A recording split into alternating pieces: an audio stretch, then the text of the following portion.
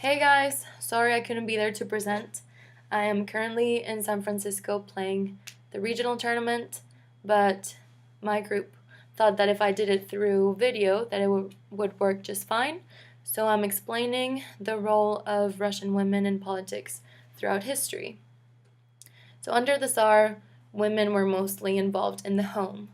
They had responsibilities at home, raising the children, cooking, cleaning, and they really didn't enjoy very much, political activity. However, the Tchaikovsky Circle was the first group in which women played an active role. It was founded in 1870, and it was organized by students of both sexes, whose aim was to spread socialist propaganda among the population, create awareness of people's exploitation, and have the possibility to overcome it with a revolution based on the peasants. Getting closer to the revolutions, many women began to join the Bolshevik Party. They pushed for women's emancipation through socialist revolution, uh, which they achieved. And in 1917, men and women within the Bolshevik Party were at their most egalitarian stage. So basically, women held leadership positions. They did work such as publishing leaflets, sharing intelligence with party members, they organized rallies. So basically, they did some of the same work that their male comrades did within the party. And under the USSR, so when the Bolsheviks came into power, the role of women within the party changed. They shifted from leadership positions to more supportive roles. They now held the majority of jobs in education, healthcare, journalism, and economic management. All of these were within the party. And in the Komsomol, the youth communist group, it was pretty similar. Women became a little uninterested because the group did not address the real issues affecting women.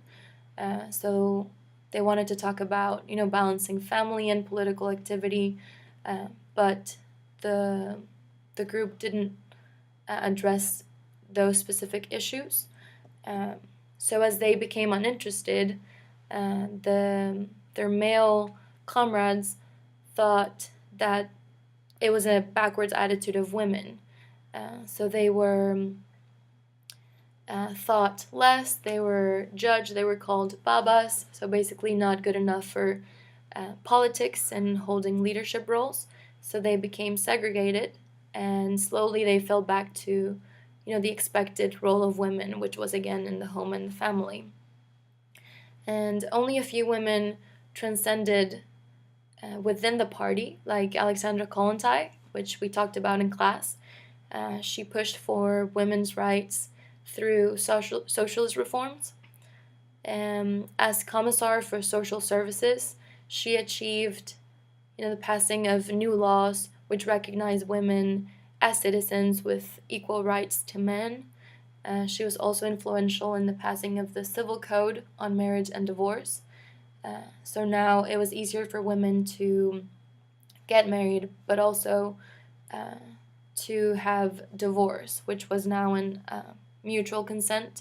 And if one of the, members didn't want to get divorced, it was now easier to get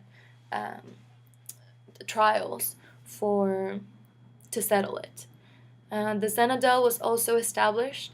It was the women's communist organization within the Bolshevik Party, and women had more, influential roles within the Zenadel. As the party moved from Lenin to Stalin, the party obviously grew more dictatorial. Women had no option but to accept their limits that were placed on them. And Stalin also conducted purges, so many of them were, silenced at first, but then they were imprisoned and even executed.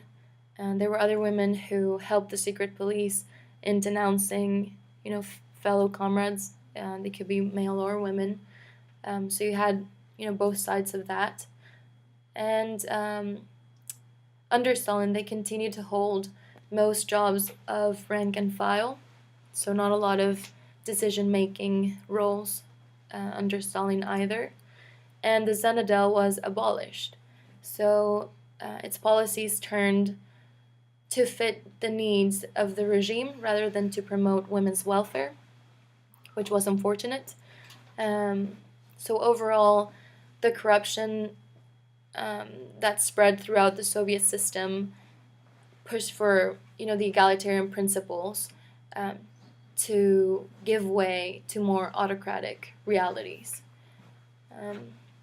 And under the independent state of Russia, so after the USSR dissolved, there was little change for women. Although they constituted 53% of the population, they remained outsiders in the structures of power. Prior to the 1995 election, for example, women held about 10% of the seats in parliament, 57 of 450 seats in the State Duma, and 9 of 178 seats in the upper house of parliament, which was the Federation Council. So because of this disparity, there were several women movements that pushed for better representation, and this actually did get them higher numbers of women elected in the Duma and the Federation Council, but not many. So in recent times, women, continue to face discrimination in politics. The percentage of women in the legislative and executive branches in the Russian Federation is still very low, and surprisingly, the richer and the bigger the region is, the smaller the number of women present in regional parliaments. There was a survey taken in 2007 that showed that in every 10th region, there was 20% of women representing the ruling elite, and in a quarter of all Russian Federation regions, there were less than 5% of women deputies in regional parliaments. So, in Russia, as well as in the United States, and pretty much every country, there's still some disparities, when it comes to men and women represented in politics. There's also salary disparities, and basically, women make 60% of what their male counterparts make. So there's a lot of difference in there too. But overall, women have come a long way since they were under Tsarist rule, but they still have long ways to go. And it's pretty much the same for, for us, for the United States or for Mexico. So that was my part, and I guess I think economics is next. So thanks for paying attention, and I'll see you all in finals week.